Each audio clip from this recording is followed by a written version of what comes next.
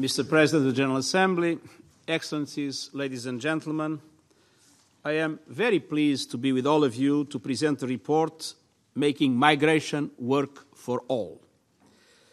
This serves as my principal input to the zero draft of the Global Compact for safe, orderly and regular migration.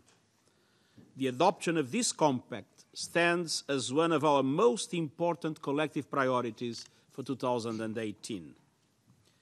As we look forward to the zero draft, I would like to commend your efforts to date under the wise stewardship of Mexico and Switzerland, aided by the President of the General Assembly and my Special Representative, Louise Harbour.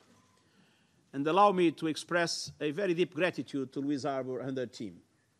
Your extraordinary contribution was absolutely vital for me to be able to present a report that I hope you will find both bold and constructive. We have an opportunity to fashion for the first time a truly global response to migration. It is an opportunity to maximize the contribution that millions of migrants are already making to our societies and to agree a set of actions to ensure that the rights of all migrants are fully respected. Excellencies, my report describes the reality of migration today, but it outlines what a system of safe, orderly and regular migration could realistically look like. It identifies key challenges and possible solutions. And it calls for more concerted collective action to deal with the unbearable limbo in which many migrants find themselves trapped. Let me emphasize, migration is a positive global phenomenon. It powers economic growth, reduces inequalities, connects diverse societies, and helps us ride the demographic waves of population growth and decline. It is also a source of political tensions and human tragedies. But the majority of migrants live and work legally. Unfortunately, others live in the shadows, unprotected by the law and unable to contribute fully to society. And a desperate minority put their lives at risk to enter countries where they face suspicion and abuse. Globally, migration remains poorly managed. The impact can be seen in the humanitarian crisis affecting people on the move and in human rights violations suffered by those living in slavery or enduring degrading working conditions. It can be seen, too, in the political impact of public perception that wrongly sees migration as out of control. The consequences include increased mistrust and policies aimed more at stopping than facilitating human movement.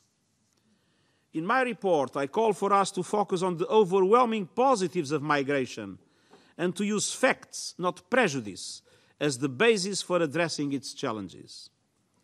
Above all, I urge a respectful discourse that places our collective humanity at the center of the debate. Migrants make a major contribution to international development, both by their work and by sending remittances to their home countries. Remittances added up to nearly $600 billion last year, 3 times all development aid.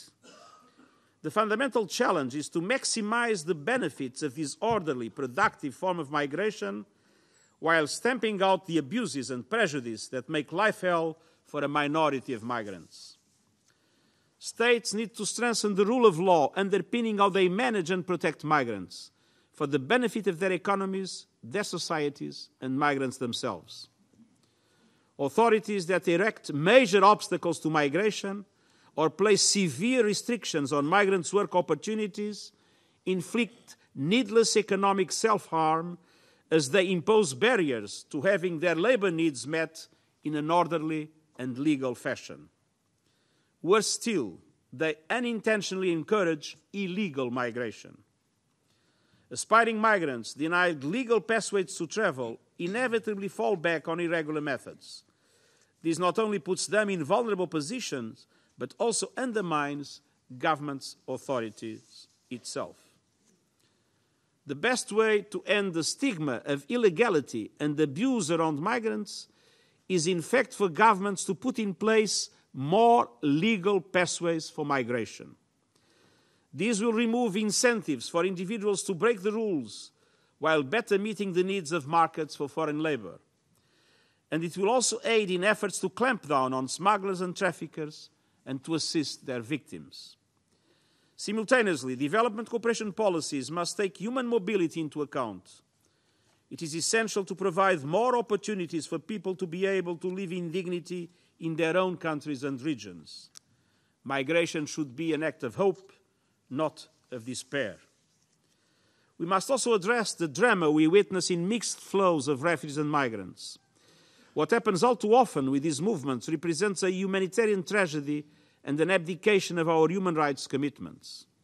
They are reflective of acute policy failures, of emergency response, of conflict prevention, of good governance, of development, and of international solidarity.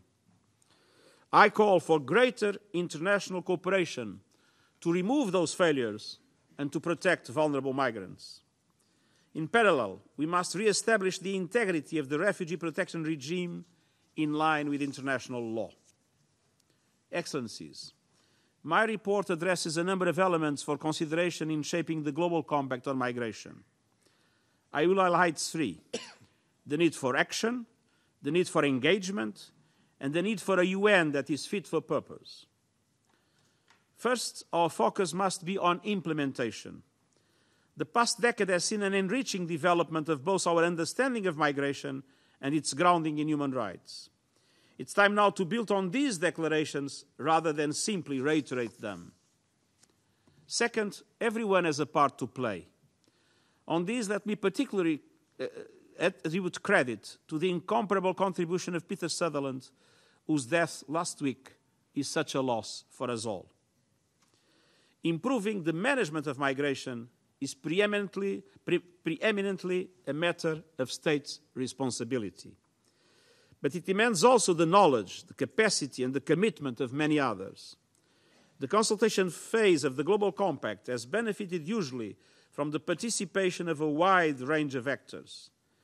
Municipalities, parliaments, civil society, the private sector, regional organizations, the media, academia, and migrants themselves all have vital roles. Moving forward, I urge you to maximize the space for their contributions. Third, as the United Nations finally ensure that migration is an issue squarely in its agenda, we have the responsibility to ask ourselves whether we are best organized and equipped to support the Compact's implementation. For you, the Member States, this will require consideration of how to ensure ongoing review of the impact of the Global Compact. What we focus on in 2018 may not be what we need to focus on in 10 or 15 years' time. And we'll also need to reflect on how best to ensure oversight of migration within the UN system. There are many fora addressing migration, but none with comprehensive oversight. This merits consideration.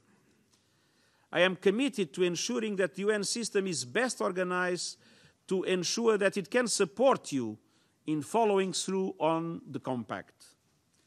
In my report, I stress my determination to strengthen how we work on this issue, consistent with my proposed management reforms and strengthening of the UN development system, taking full advantage of the IOM's important and welcome move in 2016 towards the UN system. It is a phenomenon that touches on all our collective priorities, from the pursuit of the Sustainable Development Goals to the promotion and protection of peace and universal human rights. I urge all Member States to engage openly and actively in the negotiations ahead. I encourage you to work towards the adoption of a solutions-oriented global compact on migration at the International Conference in Morocco later this year. And I stand ready to assist however best I can. Thank you very much.